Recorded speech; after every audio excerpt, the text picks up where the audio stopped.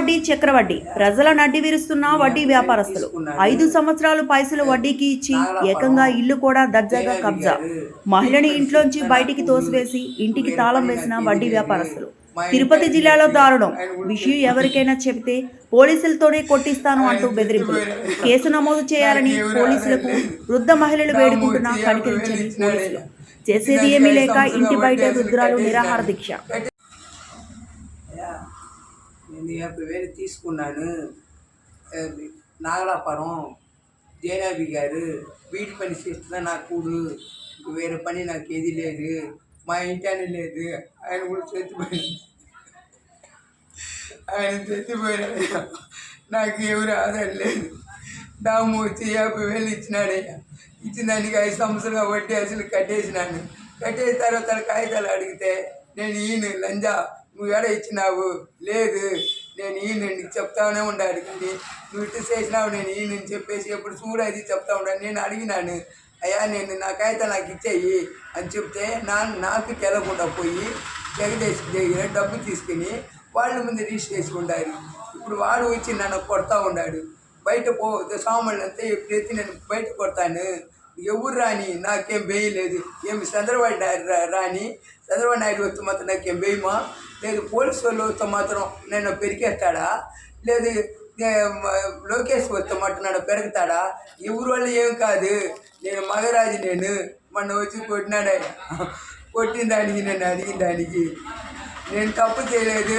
అయ్యమ్మ అర్థం చెప్తాది నా మంది, నాయన నేను ఎందుకు వాడి ముందు అర్థం చెప్పిపోతాను, నాకేం తలరాదను నాయన, వాడి ముందు అర్థం చెప్పాలని అసిగా అడిగినాడయ్యా.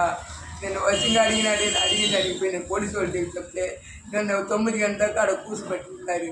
అవతల నువ్వు ఇంటికి పోమని చెప్పినారు, నేను ఎత్తి తొడుగుని వస్తానని చెప్పినారు.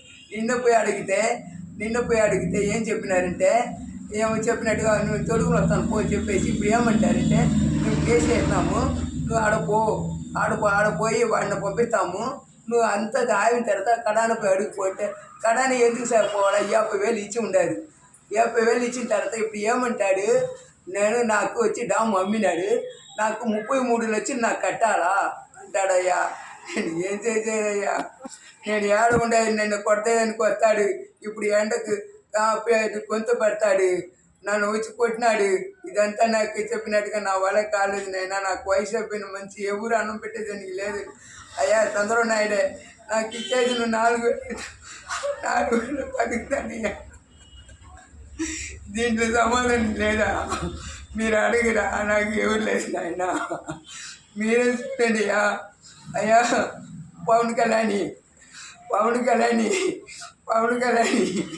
నేను దండం పెడతానయ్యా, నన్ను కాపాడండి అయ్యా. ఎవరు లేదయ్యా, దిక్కులేదనియా, నేను దిక్కులేదనియా, నన్ను కాపాడండి అయ్యా. నాగలాపరయ్యా, ఎవరు వచ్చి అడిగితే కూడా ఎవరు అడగనంటారు, బయట పోంటారయ్యా. సామాన్లు ఎంత వచ్చి బయట కొడతారని చెప్పుకున్నారయ్యా. ఎండకు వచ్చి మీరు సహాయం చేయాలా, నా ఎండ పెరిగేదానికి ఎవరు కాదు పోంటాడయ్యా. సామాన్లు అంతా ఎత్తి కొడతానంటాడయ్యా. నేను కూడి లేకుండా నీళ్ళు లేకుండా అట్నే కూతురు ఉన్నానయ్యా. నేనేం చేసేదయ్యా, నాకు వేరే పరిస్థితి ఏది లేదయ్యా, వేరే చూసేవాళ్ళు ఎవరు లేదయ్యా. దేవుడు ఉండరు, మీరు ఉండారయ్యా, దేవుడు ఉండరు, మీరు చూడాలయ్యా.